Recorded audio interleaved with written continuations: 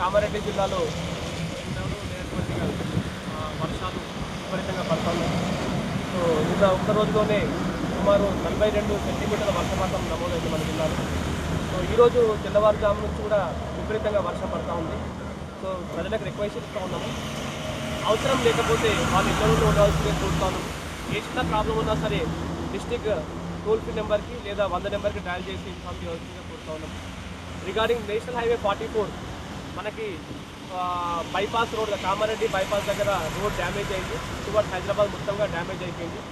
So దాన్ని restore చేసే పరిస్థితి ఇప్పుడు లేదు. సో అదర్ సైడ్లో కూడా 2 లేన్స్లో ఒక లేను డ్యామేజ్ అయింది. So only out of 4 lanes ఇప్పుడు ఒక లేన్లో మాత్రమే ట్రాఫిక్ వెళ్తూ ఉన్నది. సో ఈ ట్రాఫిక్ రెగ్యులర్ ట్రాఫిక్ని హ్యాండిల్ చేయలేదు. ఆల్రెడీ బ్రిడ్జ్ కూడా కొంచెం వీక్గా ఉంది. దీనికి సంబంధించి నేషనల్ హైవే అధికారులు దాని రిపేర్ మరమ్మతు చేసే పనిలో ఉన్నారు. ప్రజలకు రిక్వెస్ట్ చేస్తూ ఉన్నాము, వాళ్ళు ఆల్టర్నేట్ రూట్ మేడ్చల్ దగ్గర నుంచి వాళ్ళు రూట్ డైవర్ట్ చేసుకుని కరీంనగర్ మీదుగా ఆర్మూర్కి జాయిన్ అయితే మన టైం కూడా సేవ్ అవుతుంది అండ్ ఇక్కడ రిస్క్ ఫ్యాక్టర్ కూడా తగ్గుతూ ఉంది. అండ్ సేమ్ కూడా మనకు ఆర్మూర్ నుంచి డైవర్షన్ తీసుకొని వాళ్ళు హైదరాబాద్కి వెళ్ళాలంటే కరీంనగర్ మీదుగా వాళ్ళు మేడ్చల్కి వెళ్తే కూడా ఇక్కడ రోడ్ తగ్గి కొంచెం హెల్ప్ అయ్యే అవకాశం ఉంది.